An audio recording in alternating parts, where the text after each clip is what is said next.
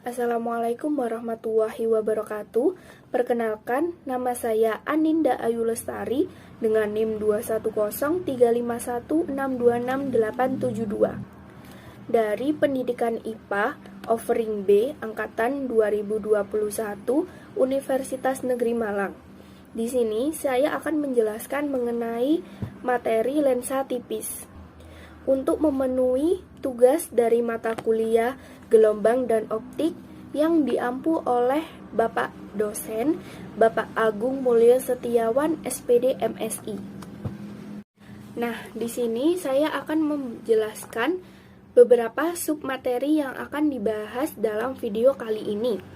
Terdapat 5 submateri yang akan dibahas, yaitu yang pertama, nomor 1 ada fenomena yang berhubungan dengan lensa tipis. Yang kedua, ada diagram sinar pada jenis-jenis lensa tipis dan kombinasinya. Yang ketiga, persamaan pada lensa tipis. Yang keempat, sebuah contoh soal dan pembahasannya mengenai lensa tipis. Yang kelima, adalah penerapan lensa tipis dalam kehidupan sehari-hari. Untuk pembahasan yang pertama, ini adalah mengenai pengertian dari lensa dan lensa tipis. Apa sih lensa tipis itu?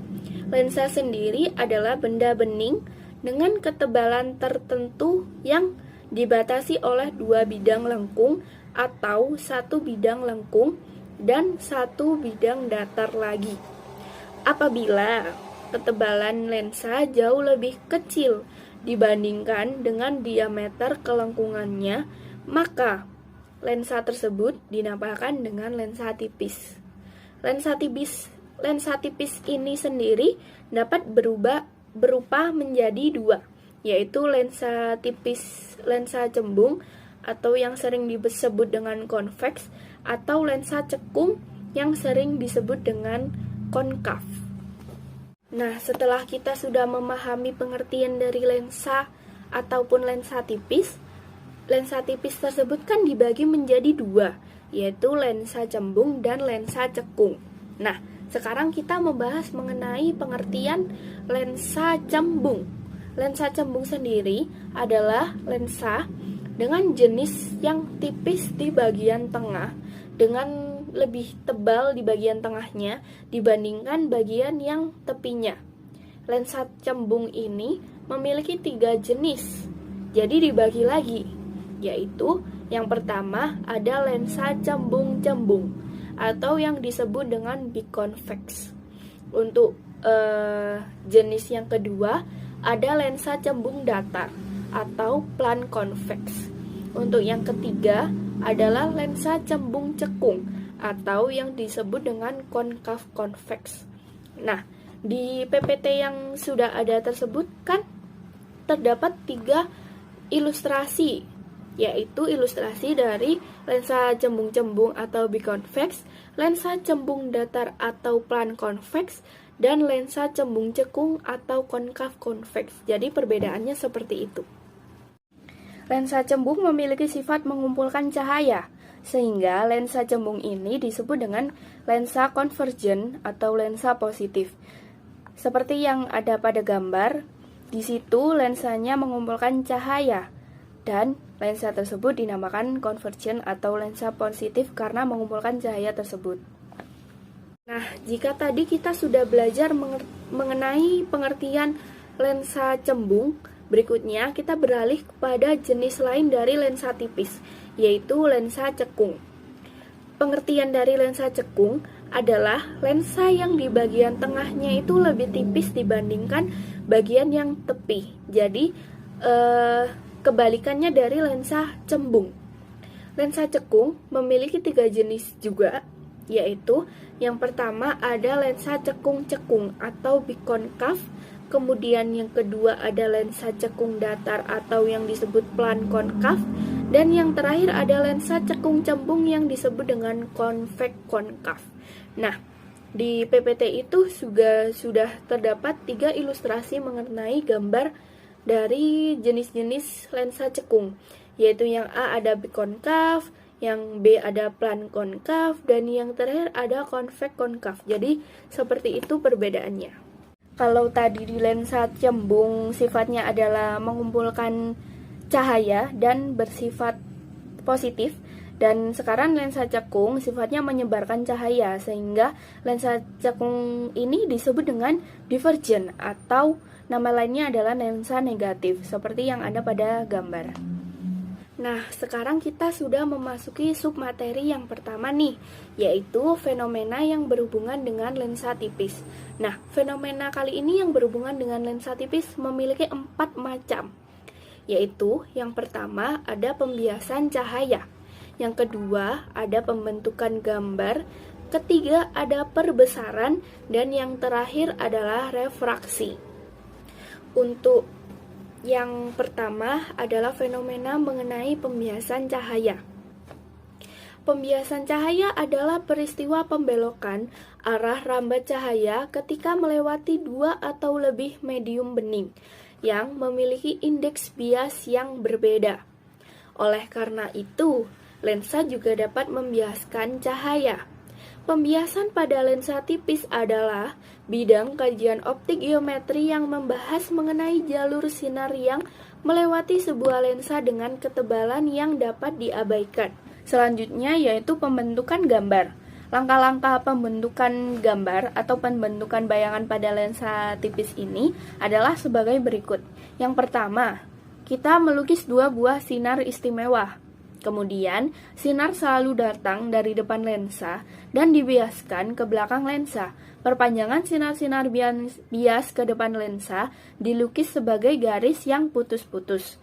Kemudian langkah selanjutnya, perpotongan kedua buah sinar bias yang dilukis pada langkah 1 merupakan letak bayangan. Jika perpotongan didapat dari sinar bias, terjadi bayangan yang nyata, tetapi jika perpotongan didapat dari perpanjangan sinar bias, bayangan yang dihasilkan adalah maya. Kemudian, menentukan sifat bayangan dengan menggunakan metode penomoran ruang berdasarkan aturan Ekas-Dalil-Isbat untuk lensa yang positif. Langkah-langkahnya adalah yang pertama, nomor ruang untuk benda menggunakan angka Romawi. 1, 2 itu memakai angka yang Romawi. Kemudian yang langkah selanjutnya, nomor ruang bayangan menggunakan angka Latin, 1, 2, 3 yang Latin. Kemudian untuk langkah selanjutnya, untuk ruang benda, yang ruang 1 itu antara pusat optik dan F2. Kemudian ruang 2 antara F2 dan 2F2. Dan yang ketiga, ruang 3 di sebelah kiri 2F2. Dan yang terakhir ruang 4 benda atau untuk yang benda maya ada di belakang lensa. Untuk ruang bayangan yang untuk ruang 1 antara pusat optik dan F1. Kemudian ruang 2 antara F1 dan 2F1, ruang 3 di sebelah kanan 2F1, dan ruang 4 untuk bayangan maya yang ada di depan lensa. Berikutnya, posisi bayangan ditentukan dengan jumlah nomor ruang benda dan nomor ruang bayangan. Harus sama dengan 5. Berikutnya, keenam, untuk setiap benda yang nyata dan tegak, semua bayangan yang terletak di belakang lensa bersifat nyata dan terbalik. Kemudian, semua bayangan yang terletak di depan lensa bersifat maya dan tegak. Jika bila nomor ruang bayangan lebih besar dari nomor ruang benda, maka ukuran bayangan lebih besar dari bendanya dan sebaliknya. Untuk fenomena yang ketiga ada perbesaran.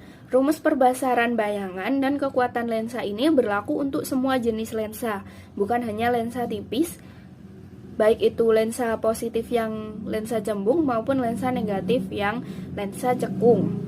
Bayangan benda yang dibentuk oleh lensa ada kemungkinan diperbesar atau diperkecil dibandingkan dengan benda atau objek yang aslinya.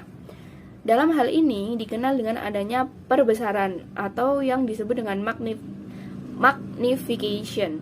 Pengertian perbesaran bayangan pada lensa sama dengan pengertian perbesaran bayangan pada cermin lengkung. Perbesaran bayangan didefinisikan sebagai perbandingan antara tinggi bayangan dan tinggi benda, atau jarak bayangan terhadap lensa dan jarak benda pada lensa. Kemudian, pada lensa cembung, harga jarak fokus atau F selalu positif. Hal ini dikarenakan titik fokus aktif lensa cembung merupakan titik fokus sejati. Dinamakan titik fokus sejati karena terbentuk dari perpotongan sinar-sinar bias di belakang lensa yang berasal dari sinar-sinar datang sejajar sumbu utama. Dengan kata lain, titik fokus aktif lensa tersebut berada di belakang lensa. Sedangkan pada lensa cekung, harga jarak fokus atau F selalu negatif. Karena hari ini dikarenakan titik fokus aktif, lensa cekung merupakan titik fokus yang maya. Disebut titik fokus maya karena terbentuk dari perpotongan perpanjangan sinar-sinar bias di depan lensa yang berasal dari sinar-sinar datang sejajar sumbu utama. Dengan kata lain, fokus aktif lensa cekung berada di depan lensa. Untuk fenomena yang keempat, yaitu refraksi. Berbeloknya berkas sinar dikenal dengan refraksi. Pada permukaan melengkung seperti lensa, semakin besar kelengkungan, semakin besar derajat perbelokan dan semakin kuat lensa. Ketika suatu berkas cahaya mengenai permukaan lengkung, suatu benda dengan densitas yang besar, arah refraksi bergantung pada sudut kelengkungannya. Pada permukaan melengkung seperti lensa, semakin besar kelengkungan, semakin besar derajat pembelokan dan semakin kuat lensa. Ketika suatu berkas cahaya mengenai permukaan lengkung suatu benda dengan densitas lebih besar, arah refraksi bergantung pada sudut kelengkungan. Permukaan konveks melengkung keluar atau seperti permukaan luar sebuah bola, sementara permukaan konkav melengkung ke dalam atau seperti gua. Berkas-berkas tersebut lebih dekat atau satu sama lain. Nah, yang terakhir adalah fenomena dari lensa tipis, yaitu adalah refraksi. Berbeloknya berkas sinar dikenal sebagai refraksi. Pada permukaan melengkung seperti lensa, semakin besar kelengkungan, semakin besar derajat pembelokan dan semakin kuat lensa. Ketika suatu berkas cahaya mengenai permukaan lengkung suatu benda dengan densitas yang lebih besar, arah refraksi bergantung pada sudut kelengkungan. Pada permukaan melengkung seperti lensa, semakin besar kelengkungan, semakin besar derajat pembelokan dan semakin kuat lensa. Ketika suatu berkas cahaya mengenai permukaan lengkung suatu benda dengan densitas yang lebih besar, arah refraksi bergantung pada sudut kelengkungan. Permukaan konveks melengkung keluar atau seperti permukaan luar sebuah bola, sementara permukaan konkav melengkung ke dalam seperti permukaan gua. Permukaan konveks menyebabkan konvergensi berkas sinar, membawa berkas-berkas tersebut lebih dekat satu sama lain.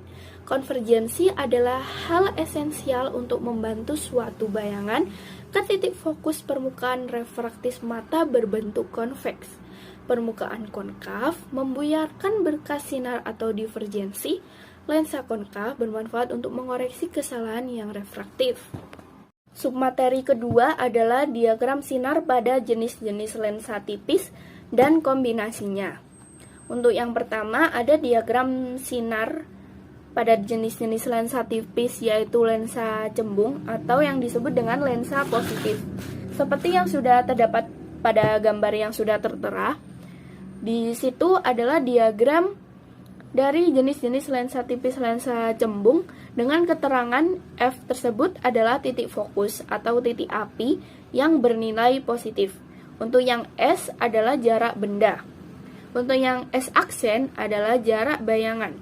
Untuk ruang 1, 2, 3, 4 adalah nomor ruang benda yang dituliskan dengan angka Romawi. Kemudian untuk angka 1, 2, 3, 4 yang dituliskan secara Latin adalah nomor ruang bayangan.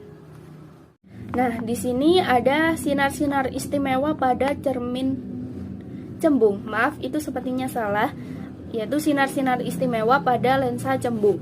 Yang dimaksud dengan sinar istimewa adalah sinar-sinar hadir dan bias yang bekerjasama pribadi dengan sumbu utama, titik serius dan titik lens sentra optik lensa. Adapun 3 sinar istimewa pada lensa cembung ialah sebagai berikut.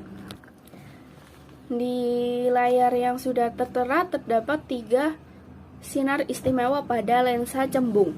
Untuk yang pertama, sinar istimewa yang pertama adalah sinar hadir sejajar sumbu utama akan dibiaskan melalui titik serius atau F1 di belakang lensa.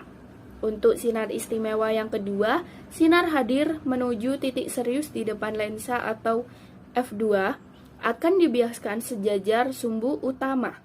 Untuk sinar istimewa yang ketiga, sinar yang hadir melewati sentra optik lensa atau O akan tidak dibiaskan melainkan diteruskan saja.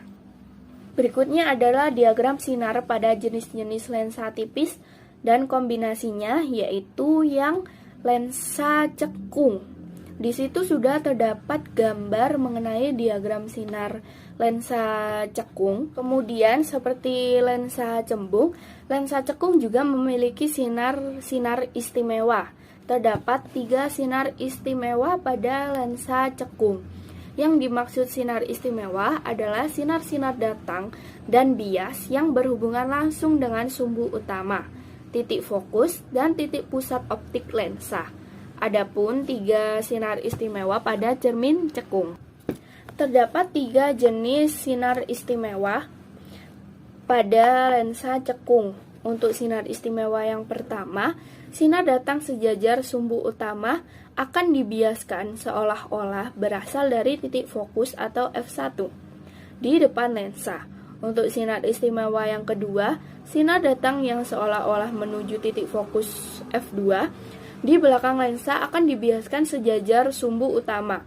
Untuk yang terakhir, sinar istimewa yang ketiga, sinar yang datang melewati pusat optik lensa atau O akan tidak dibiaskan melainkan diteruskan. Berikutnya pada submateri yang ketiga adalah persamaan lensa tipis. Kemudian, persamaan lensa tipis yaitu ada 2. Yang pertama adalah persamaan lensa cembung dan yang kedua adalah persamaan lensa cekung. Untuk yang pertama, kita membahas mengenai persamaan lensa cembung. Untuk mendapatkan persamaan pada lensa cembung, kita menyederhanakan gambar tersebut dengan 2 buah sinar seperti yang sudah ada pada gambar yang tertera pada PPT. Perhatikan pada gambar tersebut memiliki 2 perbandingan segitiga yang bisa digunakan untuk menghitung persamaan pada lensa cembung. Segitiga yang pertama adalah A, F, B sebangun dengan I, F, I aksen. Sehingga kita mendapatkan persamaan yang pertama, yaitu HO per F sama dengan HI per SI minus F. Atau kita bisa merubah cara lain seperti persamaan yang terdapat pada nomor 2, yaitu HI per HO sama dengan SI minus F per F. Kemudian adalah segitiga A, I aksen, D sebangun dengan O aksen, AO. Dengan demikian kita mendapatkan persamaan dengan nomor 3, yaitu HI per HO sama dengan SI per SO. Nah, kita dapat memasukkan persamaan awal tersebut ke dalam persamaan yang di nomor 4, yaitu SI minus F per F sama dengan SI per SO. SI per F minus 1 sama dengan SI per SO. Atau kita bisa merubah persamaan tersebut lagi ke dalam persamaan di nomor 5, yaitu SI per F sama dengan SI per SO plus 1. Bagi ruas dengan SI, maka kita menghasilkan persamaan yang terakhir, persamaan ke-6, yaitu 1 per F sama dengan 1 per SO ditambah 1 plus SI, di mana F adalah titik fokus yang satuannya adalah meter, kemudian SO adalah jarak objek ke lensa, sedangkan SI adalah jarak bayangan ke lensa. Nah, berikutnya adalah persamaan lensa tipis. Seperti yang tadi, yang ini adalah persamaan lensa cekung. Proses penurunan formulasi persamaan lensa cekung bisa dilakukan dengan bantuan pembentukan bayangan seperti gambar yang sudah tertera. Proses analisis persamaan dapat dilakukan dengan 2 perbandingan segitiga sebangun, mulai dari segitiga CFO sebangun dengan DFE. Dengan demikian kita mendapatkan persamaan yang pertama, yaitu HI per F minus SI sama dengan HO per F. Atau kita dapat merubahnya dengan persamaan yang nomor 2, yaitu HI per HO sama dengan F minus SI per F.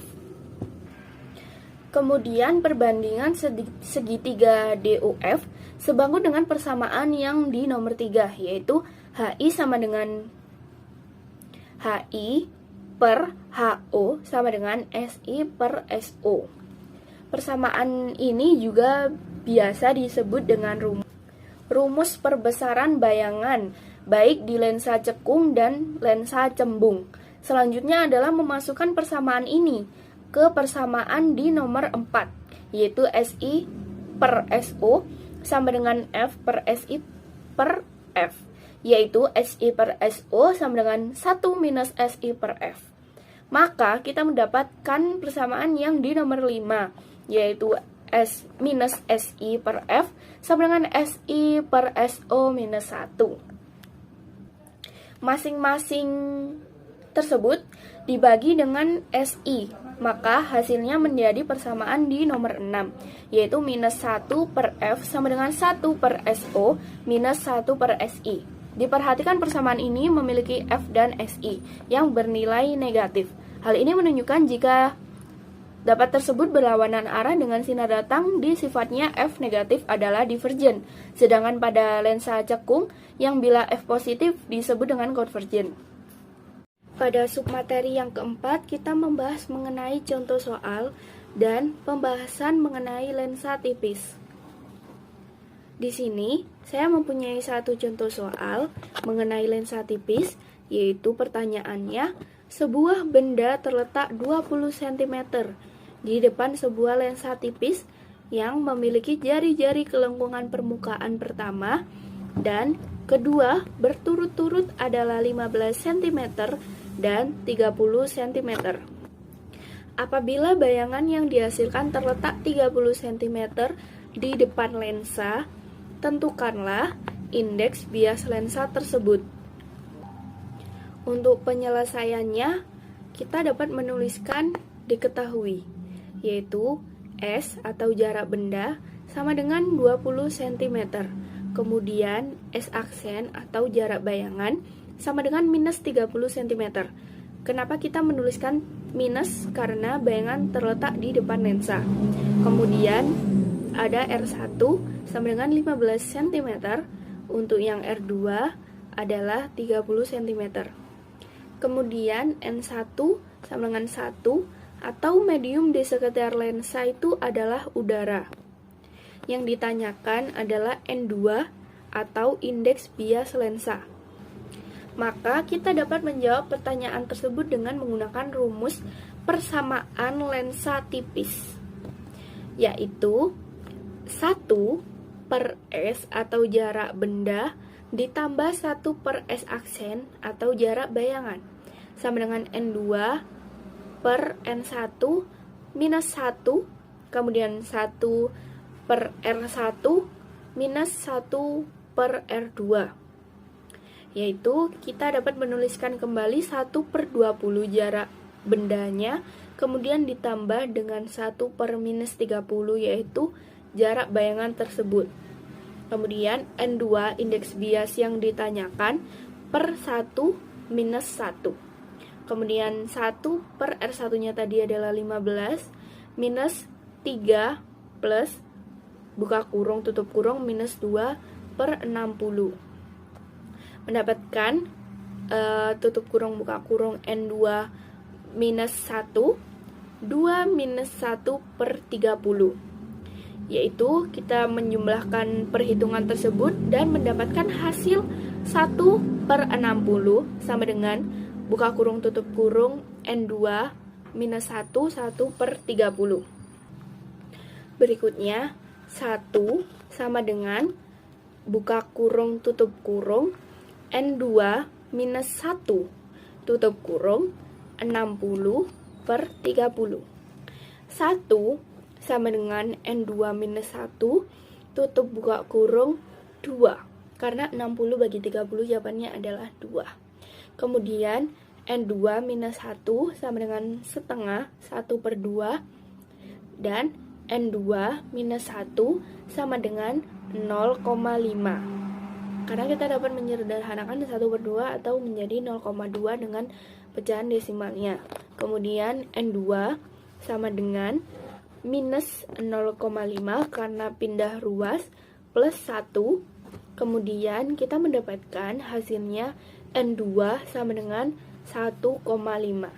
Dengan demikian, kita dapat menghasilkan indeks bias pada soal tersebut menjadi 1,5 cm. Pada submateri yang terakhir adalah penerapan lensa tipis dalam kehidupan sehari-hari. Kita dapat menemukan lensa tipis tersebut dalam kehidupan sehari-hari kita. Lensa tipis adalah salah satu komponen optik yang sering digunakan dalam kehidupan sehari-hari kita. Kita mestinya sering menjumpai hal-hal ini di kehidupan sehari-hari kita, di lingkungan kehidupan kita. Berikut adalah beberapa penerapan lensa tipis dalam kehidupan kita. Untuk yang pertama adalah kacamata. Lensa tipis digunakan untuk membuat kacamata untuk membantu orang yang mengalami gangguan penglihatan, seperti rabun jauh atau rabun dekat. Lensa kacamata dirancang untuk memfokuskan cahaya pada retina mata dari membantu penglihatan menjadi lebih jelas. Kemudian contoh yang kedua adalah mikroskop.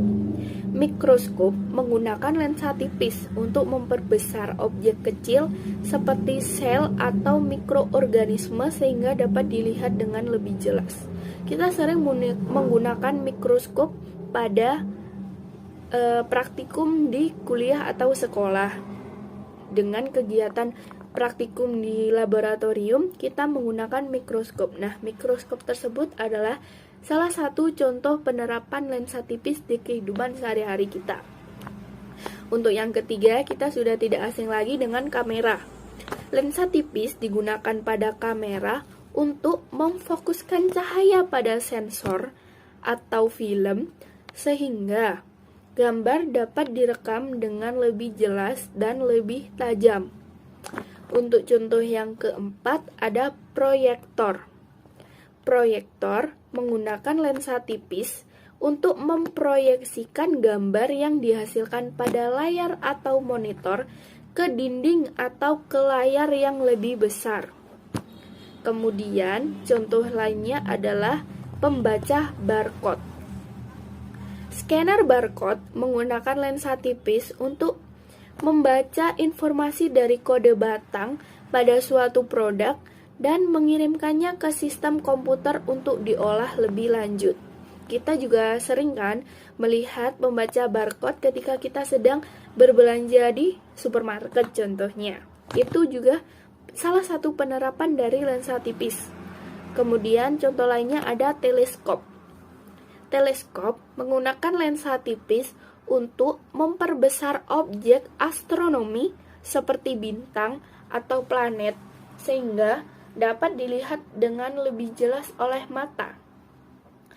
Contohnya, kalau kalian pernah praktikum tentang astronomi, itu kan kita membutuhkan teleskop untuk mengetahui bintang agar terlihat lebih jelas.